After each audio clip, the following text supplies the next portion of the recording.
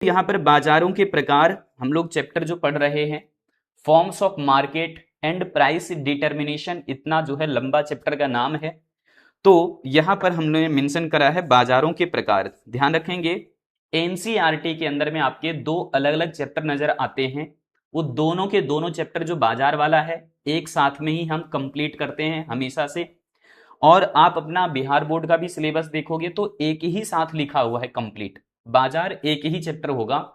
आपके एनसीईआरटी में दो अलग अलग चैप्टर जो नजर आते हैं ना, वो दोनों चैप्टर में एक ही साथ में कवर करता हूं, ठीक है, जैसे कि आपके बिहार बोर्ड के सिलेबस में भी मेंशन है एक साथ में ही।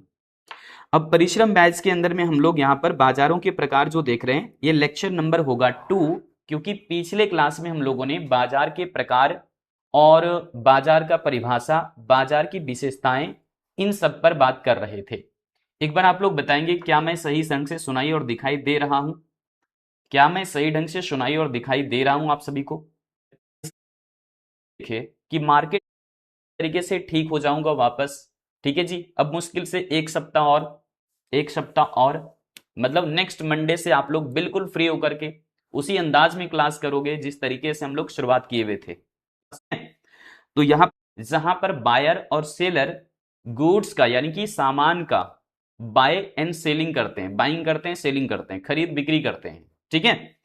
तो यहां पर हमारा मार्केट क्या था? एक सिस्टम था जहां हमने अलग अलग कैरेक्टरिस्टिक्स भी देखे कि मार्केट होने के लिए एक प्लेस या एरिया होना चाहिए, फिर बायर एंड सेलर होना चाहिए, बायर सेलर के बीच में कॉमर्शियल रिलेशनशिप होना चाहिए, फिर एक प्रोडक्ट का सर्टेन प्राइस या फिक्स प्राइस होनी चाहिए, और बात फिर हम लोगों ने किया लास्ट में कि जब प्राइस फिक्स होगा तो यहां पर सीधी सी बात है कि बायर एंड सेलर दोनों को भी परफेक्ट नॉलेज है अबाउट द मार्केट कंडीशन, कि किस चीज की डिमांड मार्केट में हो रही है, कब तक डिमांड होगा, ये सारी जानकारी जो वो सेलर को होता है।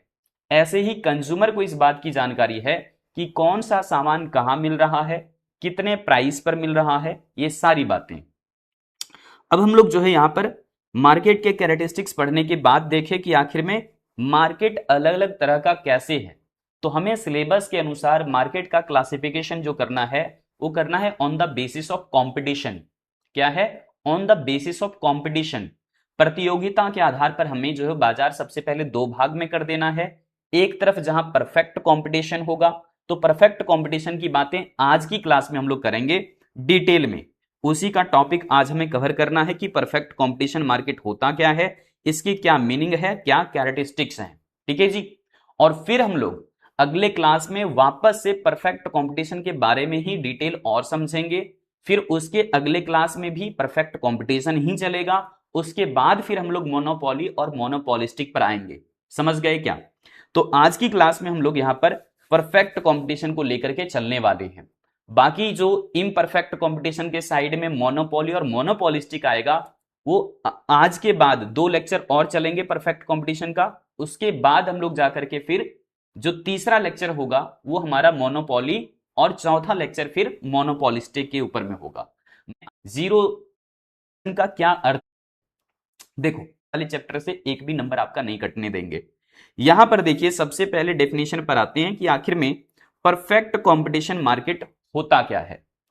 देखो परफेक्ट कंपटीशन जैसे कि नाम से ही क्लियर पता हमें चल रहा है, परफेक्ट कंपटीशन मतलब यहां कंपटीशन बहुत ज्यादा होने वाला है। देखो कंपटीशन किन किन चीजों के बीच में होता है, कैसे होता है कंपटीशन, पूरी तरीके से माहौल जो है ना वो अगले दो लेक्चर के अंदर समझ आ जाएगा आपको कि असल में कंपटीशन का क्या अर्थ है। लेकिन अभी मैं आपको समझाऊं अगर कि कंपटीशन का मतलब यहां पर है कि बायर और बायर के बीच में कभी कभार ऐसा हो जाता है बहस कि भाई देख इस दाम से तू सस्ता नहीं बेच सकता, इस प्रोडक्ट को इस प्राइस से कम पर नहीं बेच सकते तुम। अब यहां पर एक दूसरे में लड़ाई झगड़े नहीं हो रहा है, बल्कि बात हो रहा है, सहमति हो रही है कि हम दोनों जो भाई हैं, हम दोनों जो सेलर हैं, वो सेम प्राइस पर ही प्रोडक्ट को बेचेंगे।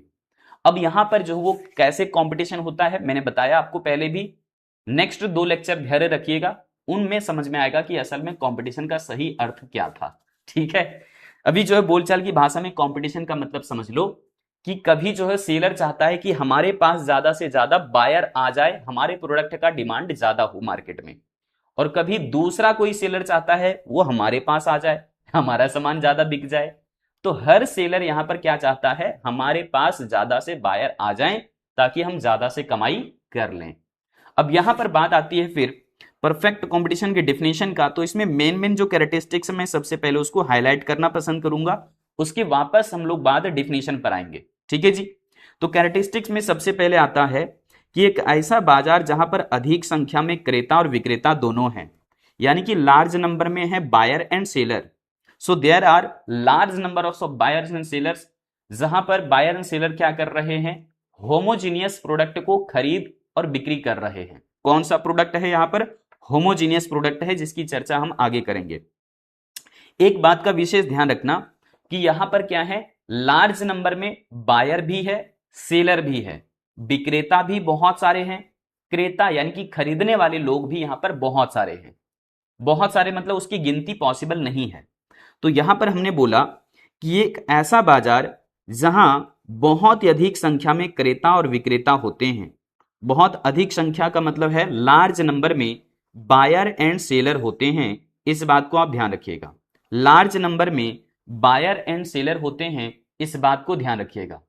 ये बातें क्लियर है क्या, जल्दी से बताओ। मतलब ऐसा बाजार है यहां पर जहां खरीदने वाले भी बहुत सारे हैं, वस्तु को बेचने वाले भी बहुत सारे हैं। जल्दी से बताइए एक बार सूरज।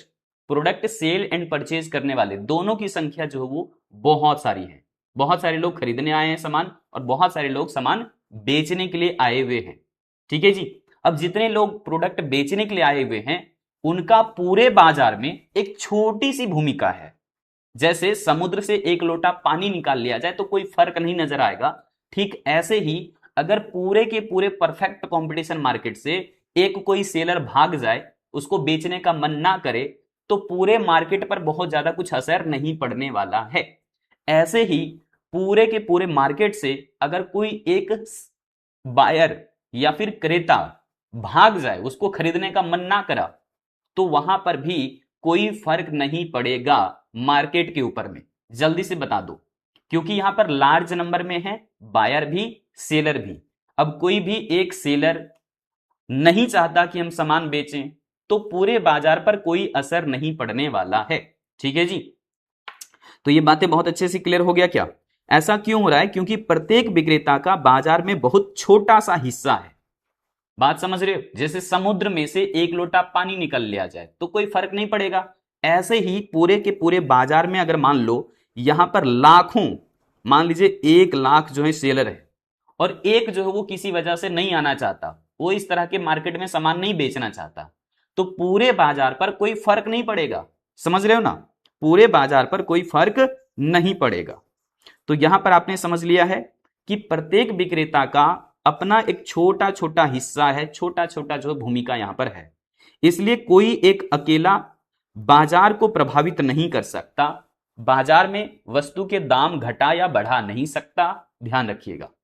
क्या ये बातें सभी बच्चों को क्लियर है? एक बार हमें कंफर्म आप लोग कर दीजिए, एक बार आप लोग हमें कंफर्म कर दीजिए। जल्दी से बताइए, जल्दी से बताइए।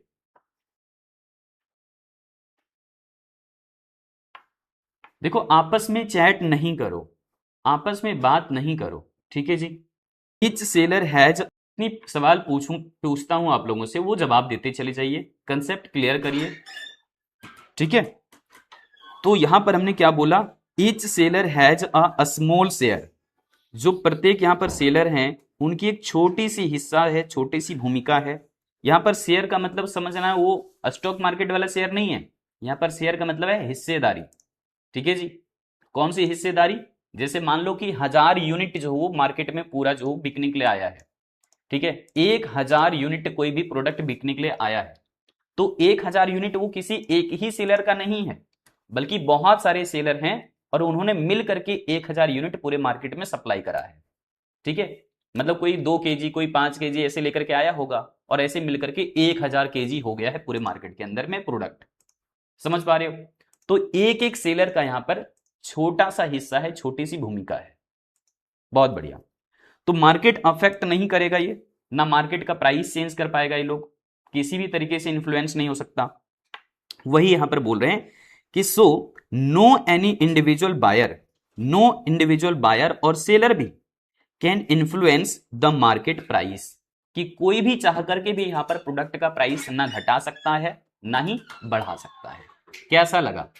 कोई भी एक अकेला सेलर या कोई भी एक अकेला बायर प्राइस को घटा या बढ़ा नहीं सकता है, इंक्रीज और डिक्रीज प्राइस नहीं कर सकता है। क्लियर है क्या बताओ? क्लियर है क्या बताओ? मैं रिपीट करके क्यों पूछ रहा हूं? क्योंकि इस चैप्टर के अंदर में आपको 100% जो चीजें पूछी जाएगी 100% आपको करके आने हैं अच्छे से, इसमें नंबर नहीं कटने चाहिए आपके। सीधा जो प्रो बैचेस ले सकते हो, प्रो अलग अलग सेलर के पास खरीदिए उस होमोजीनियस प्रोडक्ट का, ठीक है। लेकिन जिन्होंने परिश्रम 1.0 बैच लिया हुआ है उनको अगर लेने का मन है तो आप जो है सीधा जो प्रो बैचेस ले सकते हो, प्रो बैचेस की वजह से सारे बैच फ्री हो जाते हैं फिर आपके, ठीक है। तो वो बात कह रहे था और कुछ नहीं। यहां पर देखोगे जरा ध्यान से, अब कह रहे हैं कि होमोजीनियस प्रोडक्ट, यहां पर होमोजीनियस प्रोडक्ट का क्या मतलब है? यानी कि समान गुणवत्ता वाला आपको हर जगह पर सामान मिल रहा है, चाहे आप इस सेलर के पास खरीदिए, उस सेलर के पास खरीदिए, उस सेलर के पास खरीदिए, यानी कि पूरे मार्केट में तो बहुत सारे सेलर हैं, तो आप किसी के पास जाकर के भी सामान खरीदोगे वही वाला सामान मिलेगा। अलग अलग सेलर के पास अलग अलग सामान नहीं है, सेम टाइप का प्रोडक्ट है हर किसी सेलर के पास। सभी सेलर के पास कैसे प्रोडक्ट हैं? सेम क्वालिटी वाला, सेम यहां पर क्या है? क्वालिटी है, ध्यान रखोगे, सेम गुणवत्ता है। उसका अगर शेप साइज की बात करें तो शेप और साइज भी सेम है, सेम उसकी जो है कैरेक्टरिस्टिक्स है या फिर विशेषता वाला है, एक ही जैसा कलर शेप साइज हो जाता है ना, तो उसको हम लोग बोलते हैं होमोजीनियस प्रोडक्ट। क्या बोलते हैं उसको हम लोग? होमोजीनियस प्रोडक्ट बोलते हैं। होमो का मतलब होता है सेम, ठीक है जी, होमो का मतलब क्या होता है? सेम।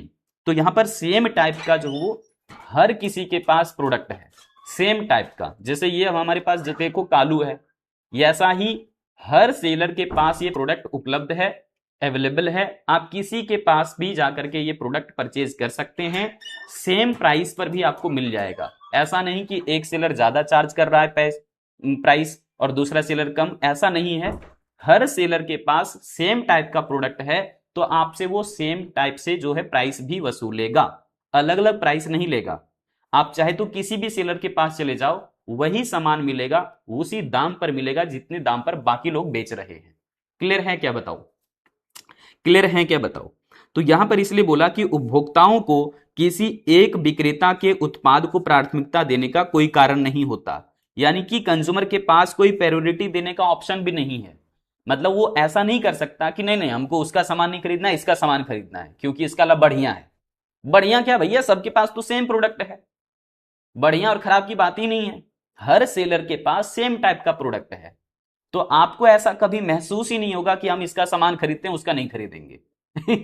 सबके पास प्रोडक्ट सेम है और हर किसी सेलर के पास जो सेम प्रोडक्ट है उसका प्राइस भी मार्केट में सेम है, आप किसी के पास भी जाकर के खरीदारी कर सकते हैं, ठीक है। कंज्यूमर के पास कोई दूसरा ऑप्शन नहीं है, किसी के पास भी खरीद लो, ऑप्शन वहां पर भरपूर है। लेकिन ऐसा आप नहीं सोच सकते कि उसका नहीं सामान खरीदेंगे इसका खरीदेंगे, कहीं पर भी खरीदो ना वही वाला सामान है, वैसी प्राइस पर मिलेगा आपको, ठीक है। तो यहां पर जो वो आप समझ गए होंगे कि होमोजीनियस प्रोडक्ट है मार्केट के अंदर में, यानी कि all the sellers offer identical और होमोजीनियस प्रोडक्ट। आइडेंटिकल का मतलब भी होता है सेम टाइप का और होमोजीनियस का मतलब भी होता है सेम टाइप का। तो ज्यादातर वर्ड कौन सा यूज करता है एग्जाम में? होमोजीनियस, ठीक है जी, ध्यान रखना। तो होमोजीनियस प्रोडक्ट होने की वजह से यहां पर हम कह सकते हैं उसका क्वालिटी, शेप, साइज और बाकी सारे फीचर्स जो है सेम है, इवन पैकेजिंग भी सेम होगा, उस पर प्रिंटिंग भी सेम होगा, प्राइस जो एमआरपी वगैरह लिखा होगा वो भी सेम होगा, ठीक है। अगर खाने पीने की वस्तु है तो स्वाद में भी सेम होगा, टेस्ट भी सेम लग रहा होगा। जैसे यहां पर देख लिया आपने, अब कहेंगे therefore buyers have no preference for the product for any particular seller, यानी कि यहां पर कंज्यूमर के पास कोई ऑप्शन ही नहीं है कि वो दूसरे सेलर के प्रोडक्ट को खरीदे, इसका नहीं, कोई ऑप्शन नहीं है भैया, सबके पास तो प्रोडक्ट सेम टाइप का है, तो आप कहीं भी खरीदारी कर लो ना, कहीं भी खरीदारी कर लो। आप ऐसा थोड़ी कह सकते हो कि इसका सामान बढ़िया है उसका सामान खराब है, ऐसा नहीं कर सकते क्योंकि सबके पास प्रोडक्ट सेम है और इसीलिए सेम प्राइस पर वो मिल भी रहा है। मैंने कितनी बार रिपीट करा इस चीज को बताइए? यहां पर कंफर्म है ना सभी बच्चों को? एक बार चैट में मेंशन कर दो। इकाई, जैसे कोई बच्चे मार्ट है, फर्म का मतलब है पूरे के पूरे बाजार में होमोजीनियस प्रोडक्ट यानी कि समरूप वस्तुएं हैं, रंग रूप आकार प्रकार स्वाद आदि के आधार पर सेम टाइप का प्रोडक्ट पूरे बाजार में मिल रहा है। तीसरा कैरेक्टरिस्टिक्स है कि फर्मों का स्वतंत्र प्रवेश एवं निर्गमन का मतलब है कि कोई भी फर्म है, फर्म का मतलब है कोई भी यहां पर सामान बेचने के लिए अगर आया है बाजार में और उसको लगता है दुकानदार को कि हमको नहीं बेचना है, हमको जो प्रॉफिट नहीं हो रहा है, हमको जो नुकसान हो रहा है, हमारा तबीयत खराब हो गया, तो जाओ ना भाई, जाओ, है ना, जाओ, आउट हो जाओ, मार्केट से बाहर चले जाओ, कोई दिक्कत नहीं। तो उसी को बोलते हैं निर्गमन होना। निर्गमन मतलब बाहर चल जाना। उसको बेचने का मन नहीं है तो बाहर जा सकता है, उसको किसी वजह से लग रहा है कि हमको लॉस हो रहा है तो आप बाहर जा सकते हैं। यहां पर कोई रुकावट नहीं है, कोई जोर जबरदस्ती करके आपको पकड़ के नहीं रखा, ठीक है जी। तो आप यहां पर बिल्कुल फ्री हैं। तो फ्री एंट्री भी होता है, फ्री एग्जिट भी होता है। एग्जिट मतलब चले जाना, आउटसाइड हो जाना। सो न्यू फर्म का यहां पर can freely inter in the market, कि नया कोई फर्म है उसको लगता है कि हमको इस तरह का वस्तु इतने प्राइस पर ला करके इस मार्केट में बेचना है, तो आप बेच सकते हैं। सेम टाइप का प्रोडक्ट जैसा कि पहले सारे सेलर बेच रहे हैं वैसा ही प्रोडक्ट आपको भी बेचना है, उसी प्राइस पर बेचना है तो बेचिए ना, कोई मना नहीं करेगा। फ्री है एंट्री, फ्री, बिल्कुल फ्री, कोई रुकावट नहीं है। एंड कह रहे हैं कि एग्जिस्टिंग फर्म्स का मतलब जो पहले फर्म पहले से ही हैं, वो उन फर्मों को यहां पर लीव करने का यानी कि मार्केट छोड़ने का भी पूरी पूरी आजादी है। सो कह रहे हैं कि and existing firm can leave the market without any restrictions, बिना किसी बाधा के आप मार्केट छोड़ करके जा सकते हैं। इसको कहते हैं ना, आओ तो वेलकम, जाओ तो भीड़ कम, यही वाली बात यहां पर है। तो नई फर्में बिना किसी बाधा के बाजार में प्रवेश कर सकती हैं तथा जो पुरानी फर्में हैं वो अपनी इच्छा से बाजार को छोड़ भी सकती हैं। क्या ये बात समझ में आया? क्या ये बात समझ में आया कि यहां पर कोई रुकावट नहीं है? ऐसा नहीं कि जाने पर कोई चार्ज लगेगा, ऐसा नहीं कि मार्केट में आने पर कोई चार्ज लगेगा, नहीं नहीं, कोई रुकावट नहीं है, कोई रोक टोक है ही नहीं। आप यहां पर प्रोडक्ट बेचने के लिए बिल्कुल फ्री हैं, स्वतंत्र हैं। आपको मन करता है तो बेचिए, नहीं मन करता है तो एग्जिट हो जाइए, निर्गमन हो जाइए, बाहर चले जाइए। ठीक है जी, क्या ये बातें सभी बच्चों को क्लियर हैं? अर्पिता, केतन, अमित, समझ में आया? क्या ये कैरेक्टरिस्टिक समझ में आया?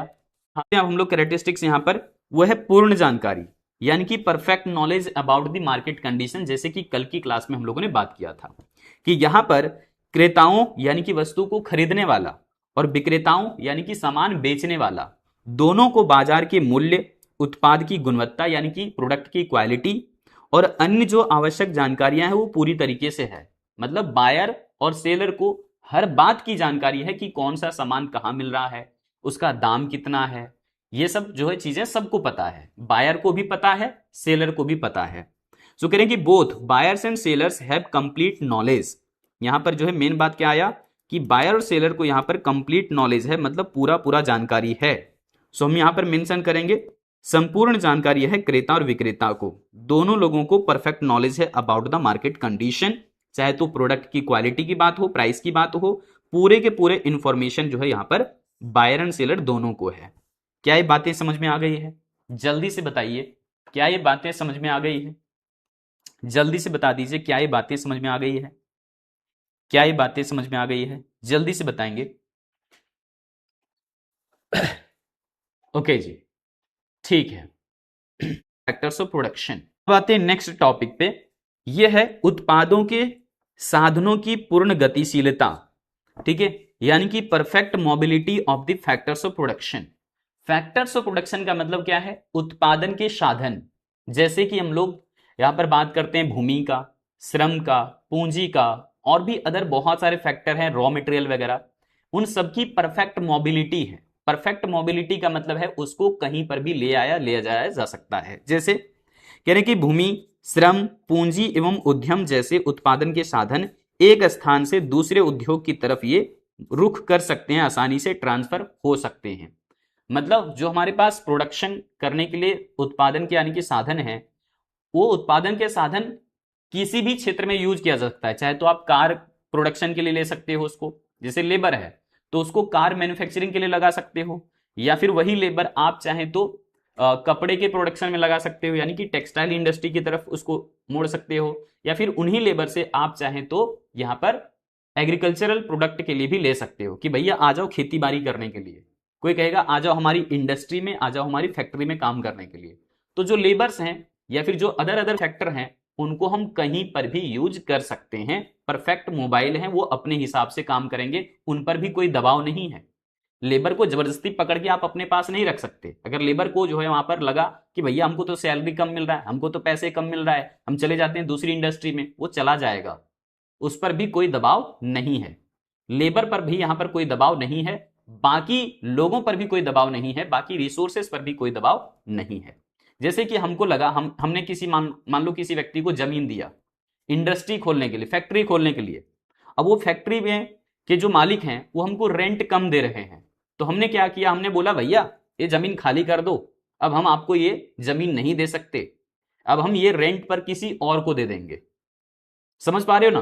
तो यहां पर चाहे तो भूमि का मालिक है यानी कि लैंड जो ओनर है उनको पूरी तरीके से ये स्वतंत्रता है इस बात की कि वो अपना जमीन किसी को भी दे सकता है जहां से उसको अच्छा चार्ज मिले। लेबर ऐसे ही यहां पर परफेक्ट मोबाइल है, वो कहीं पर भी जा सकता है, जहां से उसको अच्छी सैलरी मिल रही होगी वहां वो काम करने के लिए चला जाएगा। उसके ऊपर कोई पाबंदी नहीं है, कोई रुकावट नहीं है, जोर जबरदस्ती नहीं है। बात समझ पा रही ना? इसी को बोला गया है perfect mobility. Clear? Perfect mobility समझ में आ गया? So factors of production such as land, labour, capital and entrepreneurship can move freely from one industry और वन प्लेस टू अनदर। क्या ये बातें समझ आ गई है कि हमारे जो भी फैक्टर्स ऑफ प्रोडक्शन होंगे परफेक्ट कंपटीशन मार्केट के अंदर में, ये बात बताई जा रही है कि हमारे फैक्टर्स ऑफ प्रोडक्शन कहीं पर भी यूज हो सकते हैं, जैसा उसका मन होगा वैसे वो लोग काम कर सकते हैं। हमारी इंडस्ट्री में नहीं काम करना तो वो किसी दूसरी इंडस्ट्री में जा सकते हैं, हमारी फैक्ट्री में नहीं काम करना वो किसी दूसरी फैक्ट्री की तरफ जा सकते हैं, है ना? अच्छी सैलरी अगर मैं दे रहा हूं तो मेरे यहां पर काम करेंगे, अच्छी सैलरी अगर आप दे रहे हैं तो आपके यहां पर काम करेंगे, उस पर कोई दबाव नहीं है। समझ गए क्या? समझ गए क्या? बहुत बढ़िया। नेक्स्ट यहां पर देखेंगे एक समान बाजार में मूल्य है। अब ये तो स्वाभाविक सी बात है ना, क्योंकि हर जो सेलर हैं, जो सारे सेलर हैं वो क्या बेच रहे हैं? होमोजीनियस प्रोडक्ट बेच रहे हैं, यानी कि एक जैसा वस्तु बेच रहे हैं, एक जैसा सामान बेच रहे हैं। तो होमोजीनियस प्रोडक्ट होने की वजह से प्राइस यहां पर क्या रहेगा? सेम रहेगा। सो करेंगे there is a single uniform price. Uniform का मतलब होता है एक जैसा, यूनिफॉर्म का मतलब क्या होता है? एक जैसा। यूनिफॉर्म का मतलब क्या होता है? एक जैसा। क्या ये बातें समझ में गए? कह रहे कि price of the product through out the market, यानी कि पूरे मार्केट में प्रोडक्ट चूंकि सेम है इसीलिए पूरे मार्केट में प्राइस भी क्या रहेगा? यूनिफॉर्म रहेगा, सेम प्राइस रहेगा। No seller can charge a higher और लोअर प्राइस, कि कोई भी सेलर चाह करके भी ज्यादा कीमत नहीं वसूल सकता और चाह करके भी सामान सस्ता में नहीं बेच सकता। अब चाह करके भी सस्ता में क्यों नहीं बेच सकता? नेक्स्ट क्लास आप लोगों के लिए बहुत इंपॉर्टेंट है इसी पॉइंट के लिए कि आखिर में प्राइस यहां पर कम और ज्यादा हो क्यों नहीं रहा। यही चीजें हम लोग कल की कहानी में सीखेंगे, मतलब नेक्स्ट क्लास में सीखेंगे। तो कह रहे हैं कि पूरे बाजार में एक ही वस्तु है और इसीलिए उसके दाम भी एक जैसे रहेंगे, कोई भी विक्रेता इससे कम या ज्यादा मूल्य नहीं ले सकता है। तो जो मेन पॉइंट है उसे मैं यहां पर हाईलाइट करना चाहूंगा। सबसे पहली बात यहां पर लिखा हुआ है, मैं इसे जो है हाईलाइट कर देता हूं, यहां पे इसे हाईलाइट कर देता हूं कि पूरे के पूरे मार्केट में यूनिफॉर्म प्राइस बना रहेगा, सिंगल प्राइस बना रहेगा, एक जैसा कीमत बना हुआ रहेगा। ठीक है जी, पूरे के पूरे बाजार में क्या रहेगा? एक जैसा मूल्य रहेगा, मूल्य कम और ज्यादा नहीं हो सकता। क्रेता यहां पर अगर कह रहा है भैया थोड़ा सस्ता कर दो, नहीं होगा। समझ पा रहे हो ना? यहां पर प्राइस कम नहीं होने वाला, यहां पर सेलर ज्यादा भी प्राइस नहीं वसूल सकता। ठीक है, समझ आ गया? जल्दी से कंफर्म करिए, मैं कितनी बार रिपीट कर चुका हूं कि पूरे के पूरे मार्केट में होमोजीनियस प्रोडक्ट हैं, इसीलिए होमोजीनियस प्रोडक्ट का प्राइस भी क्या रहेगा? यूनिफॉर्म प्राइस रहेगा, सेम प्राइस रहेगा पूरे के पूरे मार्केट में। पूरे के पूरे मार्केट में क्या रहेगा? सेम प्राइस रहेगा। जल्दी से कंफर्म कर दो, आप सभी बच्चे एक बार कंफर्म कर दो, चैट में लिख दो। अब मैं नहीं भी लिखा हुआ। नेक्स्ट देखेंगे हम लोग परिवहन लागत का अभाव, यानी कि यहां पर एक सबसे बड़ा एजम्पशंस है। ये वाला बात हो सकता है कि किसी किताब में नहीं भी लिखा हुआ होगा, लेकिन ये मान्यता बहुत बड़ी मान्यता है। अब आप ही बताइए जरा, आप ही बताइए जरा, क्या किसी भी क्या किसी भी मार्केट में ऐसा होगा क्या? भैया हम सामान बहुत दूर से ला रहे हैं बाजार में बेचने के लिए, तो ट्रांसपोर्टेशन चार्ज तो आता ही है, हर मार्केट में आएगा ट्रांसपोर्टेशन चार्ज। लेकिन ये अर्थशास्त्रियों ने यानी कि इकोनॉमिक्स ने, विद्वानों ने ये मान लिया कि इस वाले बाजार में कोई ट्रांसपोर्टेशन कॉस्ट अगर आ भी रहा है तो उसको जीरो मान लो। बोला ऐसा क्यों? बोला अगर ट्रांसपोर्टेशन कॉस्ट आप जीरो नहीं मानेंगे तो हर किसी का ट्रांसपोर्टेशन कॉस्ट अलग अलग आएगा। बेचारा कोई दूर से आ रहा है ना, कोई नजदीक से आ रहा है, तो सबके खर्चे अलग अलग लग रहे हैं। सामान लाने के लिए बाजार में अलग अलग खर्चा लग रहा है, कोई ट्रेन से आ रहा है, कोई बस से आ रहा है, कोई ट्रक से ला रहा है सामान, कोई बैलगाड़ी से सामान ला रहा है मार्केट में बेचने के लिए, तो सभी के ट्रांसपोर्टेशन कॉस्ट अलग अलग हो जाएंगे। और अगर ट्रांसपोर्टेशन कॉस्ट यहां पर देखा जाए तो प्रोडक्ट के दाम में जोड़ दिया जाता है ताकि सेलर का अपना प्रॉफिट निकल पाए। तो इसीलिए यहां पर मान लिया गया है कि यहां कोई भी ट्रांसपोर्टेशन कॉस्ट नहीं आ रहा है, ट्रांसपोर्टेशन कॉस्ट जीरो है, यातायात लागत बिल्कुल शून्य है। ये मान लिया गया है, ध्यान रखोगे, ये मान लिया गया है। ठीक है जी। तो वही कह रहा है कि पूर्ण प्रतियोगिता बाजार की ये मान्यता के अनुसार परिवहन लागत नहीं होती है, ट्रांसपोर्टेशन कॉस्ट जीरो होता है, आप ये कह सकते हैं जीरो होता है। ठीक है जी। जिसमें सभी स्थानों पर वस्तु का मूल्य इसी वजह से क्या रहता है, एक जैसा बना हुआ रहता है।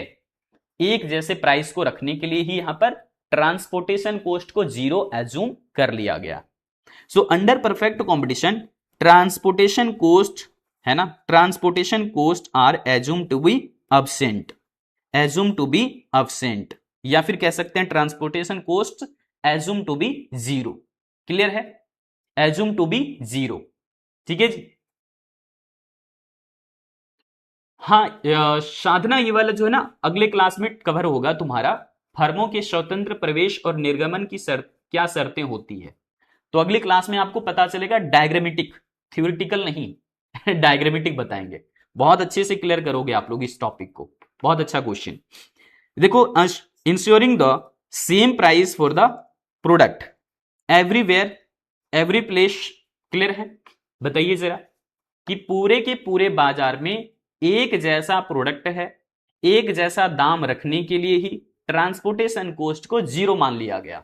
Assume to be transportation cost will be zero, है ना। ट्रांसपोर्टेशन कॉस्ट यहां पर अब्सेंट है या जीरो है। समझ आ गया? ये बहुत बड़ा अजम्पशन है।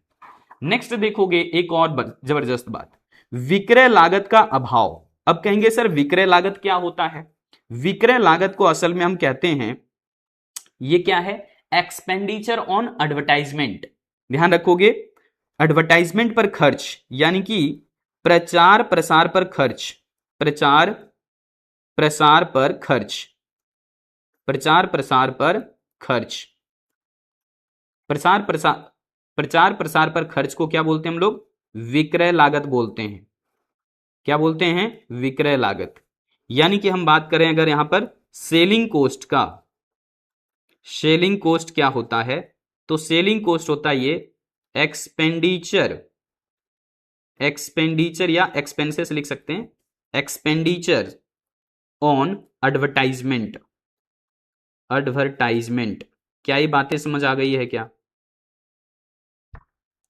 जल्दी से बता दो, क्या ये बातें सभी को समझ में आ गई है क्या? कोई भी आपसे सवाल पूछ सकता है कि बताइए विक्रय लागत से आपका क्या तात्पर्य है, सेलिंग कोस्ट किसको बोलते हैं? तो सेलिंग कोस्ट कहने का मतलब है प्रचार प्रसार पर किया गया खर्च। जैसे देखते हो ना, कोई भी पेन का प्रचार होता है तो किसी सेलिब्रिटी से करवा दिया जाता है कि ये पेन चले सालों साल तक, लेकिन नहीं, सालों साल तक नहीं चलता है ये पेन चले 10,000 मीटर तक, राइटोमीटर, सिर्फ 30 रुपए में देखते हो। अब जैसे टूथपेस्ट होता है तो उसका भी प्रचार होता है, क्या आपके टूथपेस्ट में नमक है ना? ऐसे ही सर्फ वगैरह का प्रचार होता है, मम्मी कहती है दाग तो अच्छे हैं। ठीक है जी जल्दी से बताओ, क्या ये बातें समझ आ गया? तो प्रचार प्रसार करने के लिए सेलिब्रिटी को काफी सारे पैसे दिए जाते हैं, करोड़ों रुपए ऑफर किए जाते हैं। तो प्रचार प्रसार पर किए गए खर्च को ही असल में हम लोग सेलिंग कॉस्ट कहते हैं, मतलब सामान को बेचने के लिए जो खर्चा करना पड़ जाता है। है ना, प्रचार प्रसार पर खर्चे काफी सारे होते हैं, तो यहां पर उसको बोला गया सेलिंग कॉस्ट। तो क्या परफेक्ट कंपटीशन मार्केट में कोई सेलिंग कॉस्ट आएगा क्या? नहीं आएगा। क्यों नहीं आएगा?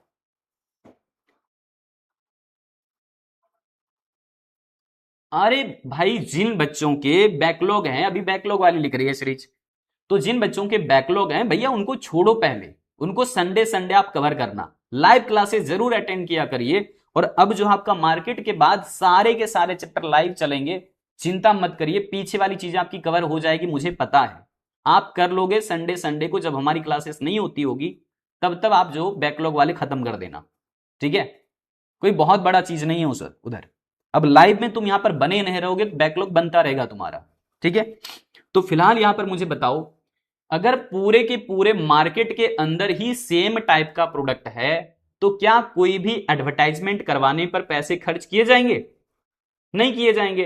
अरे भैया, हमारा सामान अलग है ही नहीं दूसरों से, जो हम सामान बेच रहे हैं परफेक्ट कंपटीशन मार्केट में वही जो है दूसरा सेलर भी बेच रहा है सामान, और सेम दाम पर बेच रहा है। ना प्राइस अलग है, ना प्रोडक्ट अलग है, ना प्रोडक्ट की क्वालिटी अलग है, ना शेप और साइज अलग है। तो हम एडवर्टाइजमेंट कैसे करवाएं? विज्ञापन तब करवाया जाता है ना जब हम हमारा प्रोडक्ट, हमारा सर्विस थोड़ा दूसरों से अलग हो, यूनिक हो, है ना? दूसरों से तो अलग है ही नहीं हमारा प्रोडक्ट। परफेक्ट कंपटीशन मार्केट में सभी सेलर का प्रोडक्ट सेम है, सबके प्राइस सेम है, इसलिए यहां पर एडवर्टाइजमेंट होता ही नहीं है, सामान का विज्ञापन नहीं किया जाता, और इसलिए इसकी जो है सेलिंग कॉस्ट भी क्या होते हैं? जीरो होते हैं, नहीं होते हैं। सेलिंग कॉस्ट क्या हो जाता है? जीरो हो जाता है इसका। So there is no expenditure on advertising और sales promotion because all products are identical. क्यों प्रचार प्रसार नहीं होता? क्योंकि इस बाजार में विज्ञापन प्रचार प्रसार बढ़ाने पर कोई खर्च नहीं किया जाता, क्योंकि सभी के सभी प्रोडक्ट क्या है? सेम है, प्राइस अलग नहीं है, सामान अलग नहीं है, तो प्रचार प्रसार भी नहीं होगा। जल्दी से बता दो, जल्दी से बता दो, क्या ये बातें समझ आ गई हैं क्या? क्या ये बहुत अच्छे से एक्सप्लेन हमने जो कर दिया है? सेलिंग कॉस्ट मतलब एक्सपेंडिचर ऑन एडवर्टाइजमेंट। और क्या परफेक्ट कंपटीशन में कोई एडवर्टाइजमेंट करना पड़ता है क्या? नहीं करना पड़ता सर। क्यों नहीं करना पड़ता? क्योंकि पूरे मार्केट में प्रोडक्ट सेम है और सेम प्राइस पर बेचा भी जा रहा है। आप लोग चैट करना बंद करो, पहले मेरे सवालों का जवाब दिया करो। यहां पे मैं देख रहा हूं काफी सारे बच्चे जो आपस में लगे पड़े हैं। नहीं नहीं, बात ही कर लो, है ना, बात ही कर। और तुम्हें मेहनत कर रहे हैं यहां, सब्र रख लो, 2 साल, 2 साल के बाद पता चल जाएगा तुम्हें। ये बहुत इंपॉर्टेंट टॉपिक है भाई। नेक्स्ट देखो यहां पर, मूल्य ग्रहण करने वाली फर्में, यानी कि जो भी फर्म है यहां पर वो सब अपने मर्जी से प्राइस तय नहीं कर रहे हैं। अब ये बात तुम्हें क्लियर होगा कल की क्लास में। क्यों नहीं तय कर रहे हैं सर? फर्म का मतलब समझ में आता है, जो सामान बेचने वाला है दुकानदार, उस दुकानदार को हम फर्म बोलते हैं। मान लो ये सामान मैं बेचता हूं, ये वाला सामान जो हमारे हाथ में है ये सामान मैं बेचता हूं, तो मैं एक फर्म कहलाऊंगा, और हमें इस प्रोडक्ट का प्राइस तय करने का कोई अधिकार नहीं है। कहां पर? परफेक्ट कंपटीशन मार्केट के अंदर। क्यों? क्योंकि हमारा जैसे जैसे मैं ये प्रोडक्ट बेच रहा हूं वैसा ही प्रोडक्ट पूरे मार्केट में और भी सेलर बेच रहे हैं, समझे? तो सारे सेलर मिल करके प्राइस तय करेंगे। सारे सेलर मिलकर के प्राइस तय करने का मतलब है कि पूरा का पूरा एक इंडस्ट्री ही मिला, इंडस्ट्री ही हुआ। पूरे फर्मों को एक साथ में मिला दिया तो, यानी कि फर्मों को एक साथ में मिला दिया जाए तो इंडस्ट्री कहलाता है, उद्योग कहलाता है। इसको बोला जाता है छोटे छोटे फर्मों को जोड़ने से एक इंडस्ट्री बन गया, ठीक है? और वो इंडस्ट्री यानी कि सभी फर्में आपस में मिलकर के प्राइस को तय करती हैं। कोई एक अकेला सेलर प्रोडक्ट के प्राइस को तय नहीं करता। वही बात यहां लिखा है कि प्राइस टेकर हमारे कहलाते हैं सारे फर्म। वो सारे फर्म केवल प्राइस को स्वीकार करेंगे कि हां जी यही प्राइस तय हुआ है मार्केट में और ये प्राइस पर ही हम सामान बेचेंगे। वो उसी प्राइस को स्वीकार करेगा जिस प्राइस पर बाकी लोगों ने सहमति एक बार जता दी है। So each firm is a price taker. जितने भी यहां पर फर्म होंगे वो सब क्या कहलाएंगे? प्राइस टेकर कहलाएंगे। अब तुम्हें पूछा जाएगा ऑब्जेक्टिव में कि उद्योग को प्राइस टेकर बोलते हैं या फर्म को प्राइस टेकर बोलते हैं। तो बेटा उद्योग तो होता है बहुत सारे फर्मों को मिला करके, ये भी फर्म है, ये भी फर्म है, ये भी फर्म है, ये भी फर्म है, ये भी फर्म है, ऐसे ही बहुत सारे फर्में जब मिलती हैं एक साथ में तो बनता है इंडस्ट्री। तो क्या बनता है? इंडस्ट्री। जैसे ये भी दुकानदार, ये भी दुकानदार, ये भी दुकानदार, ये भी दुकानदार, ये सारे दुकानदार लोग हैं और सब क्या बेच रहे हैं? सेम टाइप का प्रोडक्ट बेच रहे हैं, सेम प्राइस पर बेच रहे हैं। तो सारे दुकानदारों को, सारे फर्मों को एक साथ में मिला दिया जाएगा तो इसी को हम लोग उद्योग कहते हैं, इंडस्ट्री कहते हैं। क्या ये वाली बात समझ में आया? अब यहां पर कोई भी एक अकेला जो यहां पर सेलर है या फर्म है वो खुद से प्राइस को डिटरमाइन नहीं कर सकता, खुद से प्राइस यहां पर तय नहीं कर सकता। ये जो फर्म आप देख रहे हो ये फर्में खुद से कीमत को तय नहीं करेंगे। ये छोटे छोटे जो दिख रहे हैं ये सब हैं फर्म, और जो पूरा बड़ा वाला चक्कर दिख रहा है ये गोल वाला, ये कहलाएगा इंडस्ट्री। यानी कि बहुत सारे फर्म मिलकर के क्या बनते हैं? इंडस्ट्री बनता है। जैसे एक एक आदमी मिलकर के एक घर का परिवार बनता है, समझ पा रहे हो? वैसे ही एक एक दुकानदार को मिला दिया जाए तो बनेगा एक इंडस्ट्री। और ये सारे फर्म, सारे सेलर क्या बेच रहे हैं? सेम टाइप का प्रोडक्ट सेम प्राइस पर बेच रहे हैं। क्या ये बातें क्लियर हैं? क्या ये बातें क्लियर हैं? कल की क्लास में शुरुआत यही करेंगे, यानी कि नेक्स्ट क्लास जब हमारी होगी तो हम शुरुआत यहीं से करेंगे कि फर्म कौन है और इंडस्ट्री कौन है। बता दोगे ना? बता दोगे ना? तो जो सामान बेचता है उसको बोलते हैं फर्म, समझे? और जब सभी फर्मों को आपस में मिला दिया जाए तो बनता है इंडस्ट्री। जैसे एक आदमी, परिवार की बात करो तो परिवार में बहुत सारे लोग होते हैं, पापा हैं, मम्मी हैं, भैया हैं, बड़ी दीदी हैं, खुद आप हैं, लेकिन पूरे सबको मिलाकर के परिवार बोला जा रहा है ना। तो वैसे ही इंडस्ट्री बोला जाता है जब सभी फर्मों को मिला दिया जाए, सभी लोगों को, सभी दुकानदारों को आपस में मिला दिया जाए तो इंडस्ट्री कहलाता है। सभी फर्मों को मिलाकर के क्या बनता है? इंडस्ट्री है। लेकिन आदत तो है ना, माननी पड़ रही है। भावना दिखाओ जरा क्लास में, तब मजा आएगा। यहां पर देखो लास्ट कैरेक्टरिस्टिक्स पर बात कर रहे हैं कि फर्मों के बीच में प्रतियोगिता पूरा पूरा चल रहा है, यानी कि परफेक्ट कंपटीशन अमंग फर्म्स, यानी कि जितने भी फर्म्स हैं सभी के बीच में बहुत अच्छे से कंपटीशन चल रहा है। अच्छे से कंपटीशन चलने का मतलब है कि कोई भी यहां पर अलग नहीं है एक दूसरे से, सब तो सेम प्रोडक्ट बेच रहे हैं, सेम प्राइस पर बेच रहे हैं। So all firms compete under equal condition, सभी को जो है एक जैसी शर्तें माननी पड़ रही है। एंड फेयर कंपटीशन है यहां पर मार्केट के अंदर। No firm enjoy any special advantage और ओवर अदर्स, कि एक यहां पर बहुत अच्छा खासा लाभ नहीं कमा रहा है, सभी को जो मिलेगा वो सभी को बराबर बराबर मिल रहे हैं लगभग। अब इसकी बातें आगे करेंगे हम लोग कि किसको लॉस होगा, किसको प्रॉफिट होगा, कब फर्में बाहर चली जाएंगी, कब फर्में जो वो अंदर आएंगी, नए से नए फर्में। इसकी बातें अगली क्लास में होगी। हाँ, डांट नहीं लगती है तो कभी कभी आदत से मजबूर हो जाते हैं सर ठीक है, लेकिन आदत तो वापस सुधारना पड़ेगा ना। चलो पहले इसके जवाब दोगे, मैं पूछ लूंगा धीरे धीरे करके। सबसे पहले बताइए, पूर्ण प्रतियोगिता में होते हैं, यानी कि in a perfect competition market there are, सोचिए समझिए फिर जवाब दीजिएगा। एक सेकेंड रुक जाना, एक सेकेंड रुक जाना, मैं यहां पर लगाता हूं 1 मिनट का पॉल, ठीक है? अच्छे से रिस्पॉन्स करिए, सोच समझ के जवाब दीजिए, कोई हड़बड़ी नहीं है। जल्दी रिस्पॉन्स, कम जानते हो में होते हैं। चलो, तो यहां पर देखो कि प्रतियोगिता बाजार में, यानी कि पूर्ण प्रतियोगिता बाजार में क्या होते हैं? क्रेता और विक्रेता दोनों अधिक संख्या में होते हैं। मेनी बायर्स मेनी सेलर्स, इसको बोल सकते हैं large number of buyers and sellers, ठीक है? इसी को बोल रहे हैं लार्ज नंबर में बायर एंड सेलर दोनों अधिक हैं, ठीक है? अब देखो यहां पर जवाब कितना आया है? 80% के आसपास। 20% क्यों नहीं आया जवाब? इधर उधर क्यों चला गया? आपस में चैट कर रहे थे, क्योंकि बहुत बड़ा कोई डायग्राम तो नहीं समझाया, यहां पे सिर्फ कैरेक्टरिस्टिक्स बताया है कि एक ऐसा बाजार जहां बहुत सारे खरीदने वाले और बहुत सारे बेचने वाले भी होते हैं, बात खत्म। वही तो पूछा था यहां पर कि परफेक्ट कंपटीशन में क्या होते हैं, तो बायर और सेलर दोनों ज्यादा होते हैं। कौन सा भारी भरकम क्वेश्चन पूछा था आपसे मैंने। नेक्स्ट क्वेश्चन देखोगे, अच्छा ये वाला क्वेश्चन जो है बीबीआई है।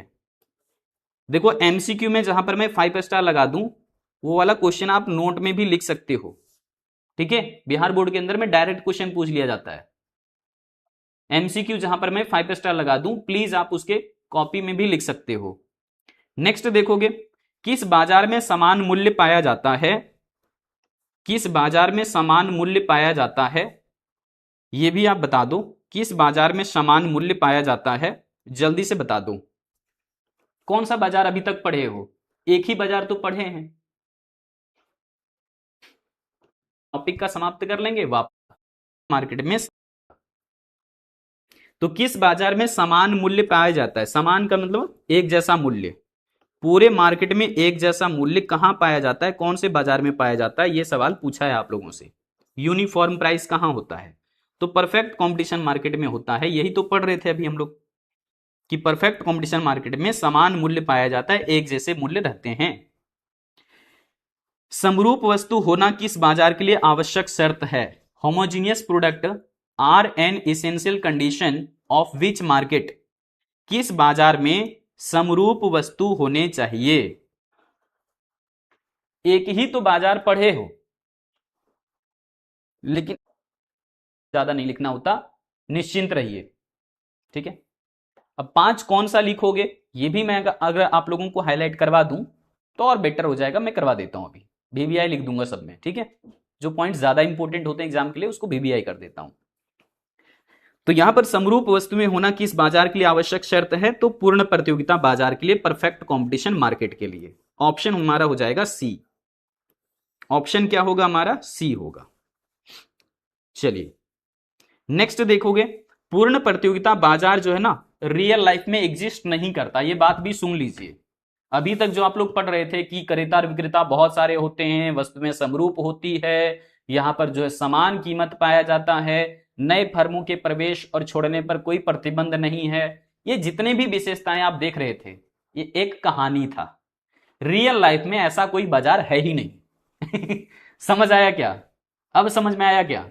रियल लाइफ में कोई ऐसा बाजार नहीं है, हकीकत में कोई ऐसा बाजार नहीं है। तो सिर्फ पूर्ण प्रतियोगिता का थ्योरेटिकल जो है इंपॉर्टेंस होता है, इसका कोई प्रैक्टिकल लाइफ है ही नहीं, क्योंकि ये असल में जीवन में पाया ही नहीं जाता ऐसा बाजार।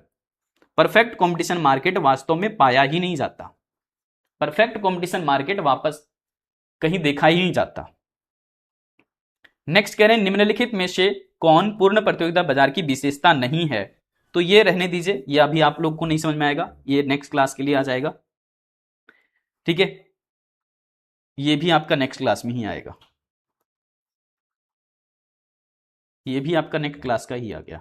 चलो, तो आज की क्लास से जो रिलेवेंट टॉपिक से एमसीक्यू थे वो मैंने सारे करवा दिए। अब किसी बच्चे को पॉइंट नंबर 5 में दिक्कत आ रहा था, तो पॉइंट 5 ये कह रहा है संसाधनों की गतिशीलता, मतलब यहां परफेक्ट कंपटीशन में कोई भी साधन है ना, तो उसको रोक टोक करने वाला कोई नहीं है। आप अब एक वहां पर क्या है, मान लो वैसे बाजार में आप एक मजदूर हैं। अब मजदूर हैं तो आप कहीं पर भी काम कर सकते हैं, इसके यहां जा सकते हैं, उसके यहां जा सकते हैं, उसके यहां जा सकते हैं, जहां अच्छा पैसा मिलेगा, कमाई अच्छी होगी, वहां आप काम करने के लिए चली जाइए। तो यही है perfect mobility of the factors of production. Clear है क्या, बताओ।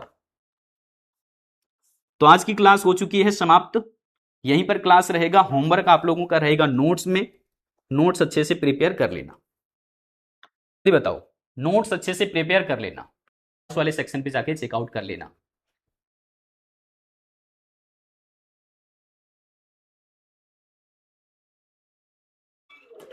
है ना, तो नोट्स अच्छे से बनाना आप लोग।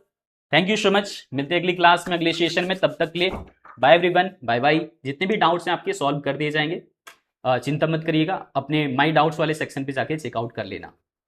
Bye bye.